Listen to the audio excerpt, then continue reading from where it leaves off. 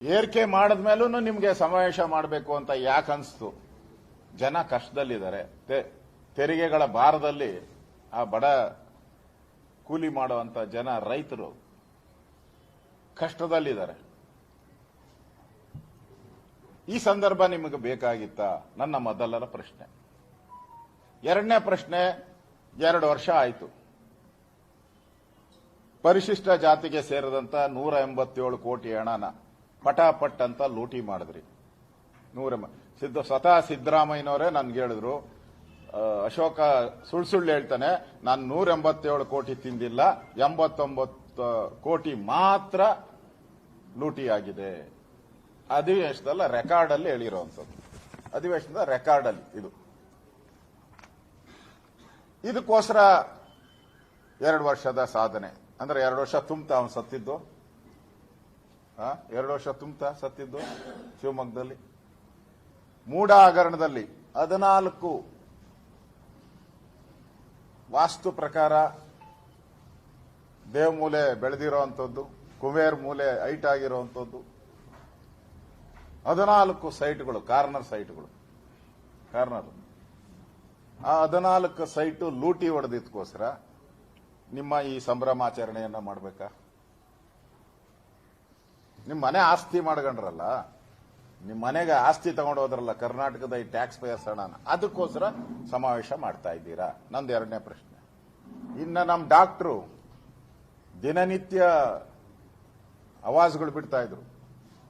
ಕಳಪೆ, ಯಾವ ಡಾಕ್ಟ್ರು? ನಮ್ಮ ಡಾಕ್ಟ್ರು. ಕಳಪೆ ದ್ರಾವಣ ಕೊಟ್ಟು ಬಾಣಂತಿಯರು ದಿನನಿತ್ಯ ಒಂದು 15ರಿಂದ 20 ಬಾಣಂತಿಯರು ದಿನನಿತ್ಯ ಸಾವಾಗ್ತಾ ಇತ್ತಲ್ಲ. ಆ ಕಳಪೆ ದ್ರಾವಣ ಯಾವ್ದಪ್ಪ ಅದು?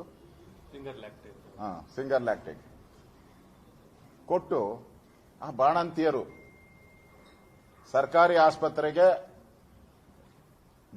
ಹೆರಿಗೆಗೆ ಹೋದ್ರೆ ಮನೆಗೆ ವಾಪಸ್ ಇಲ್ಲ, ಆ ಗ್ಯಾರಂಟಿ ಕೊಟ್ಟಂತ ಆರೋಗ್ಯ ಸಚಿವರು.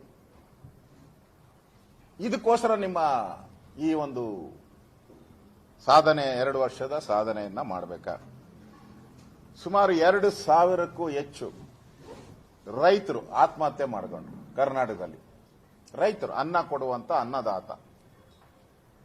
ಅದಕ್ಕೆ ನೀವೇನು ಹೇಳಿದ್ರಿ? ಪರಿಹಾರ ಬರುತ್ತೆ, ದುಡ್ಡು ಬರುತ್ತೆ ಅಂತೇಳಿ ರೈತರ ಆತ್ಮಹತ್ಯೆ ಮಾಡ್ಕಂತಾರೆ ಅಂತ ನಿಮ್ಮ ಮಂತ್ರಿ ಹೇಳಿದ್ರಿ.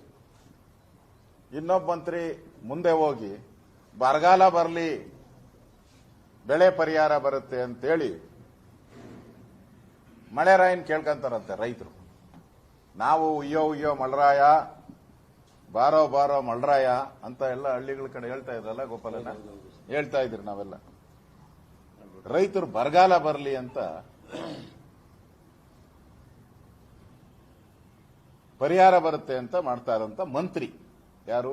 ಕೃಷಿ ಅವರು, ಕಬ್ಬು ಶಿವಾನಂದ ಪಾಟೀಲ್ ಹೇಳ್ತಾರೆ. ಆಮೇಲೆ ಆ ದುಡ್ಡು ಯಾವುದೋ ಮದುವೆಗೆ ಹೋದಾಗ ದುಡ್ಡು ಚೆಲ್ಲಿ ಆ ಕಾಲಲ್ಲೇ ತುಳ್ಕೊಂಡು ಓಡಾಡ್ತಾ ಇದ್ರು ದುಡ್ಡು. ಅಲ್ಲಿ ಕೂತಿದ್ರು ಇವರು. ಈ ಸಾಧನೆಗೋಸ್ಕರ ನೀವು ಸಮಾವೇಶನ ಮಾಡಿದ್ದೀರಾ. ವಕ್ಫ್ ಮಂಡಳಿ ಹೆಸರಲ್ಲಿ ಸಾಬರು ಲಕ್ಷಾಂತರ ಎಕರೆ ರೈತರ ಜಮೀನನ್ನ, ದೇವಸ್ಥಾನ ಜಮೀನುಗಳನ್ನ ಲೂಟಿ ಹೊಡೆದ್ರಲ್ಲ, ಅವ್ರಿಗೆಲ್ಲ ಕೃಪಾಶೀರ್ವಾದ ಮಾಡಿದ್ರಲ್ಲ ನೀವು. ಇದೇ ಜಮೀರ್ ಅಹಮದ್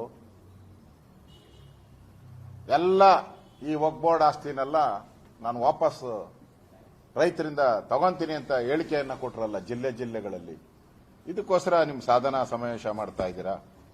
ಇನ್ ಕೆಪಿಎಸ್ಸಿ ಒಂದು ಪ್ರಶ್ನಾ ಪತ್ರಿಕೆ ತಯಾರು ಮಾಡಕ್ಕೆ ಯೋಗ್ಯತೆ ಇಲ್ಲದ ಸರ್ಕಾರ ನಿಮ್ದು. ಒಂದು ಪ್ರಶ್ನಾ ಪತ್ರಿಕೆ. ಸಿದ್ದರಾಮಯ್ಯ ಹೇಳ್ತಾರೆ ನಾನು ಕಾವಲು ಸಮಿತಿ ಅಂತ. ಯಾವ ಕಾವಲು ಖಾತೆ ಇದೆ? 79 ತಪ್ಪುಗಳನ್ನ ಮಾಡಿದ್ದು ಪ್ರಶ್ನಾ ಪತ್ರಿಕೆಯಲ್ಲಿ. 79 ಟ್ರಾನ್ಸ್ಲೇಷನ್, ಇಂಗ್ಲಿಷ್ ಟು ಕನ್ನಡ. ಸುಮಾರು 2 ಲಕ್ಷ ಅಭ್ಯರ್ಥಿಗಳು ಅದರಲ್ಲಿ ಇದ್ದಿದ್ದು. 2 ಲಕ್ಷ ಅಭ್ಯರ್ಥಿಗಳು.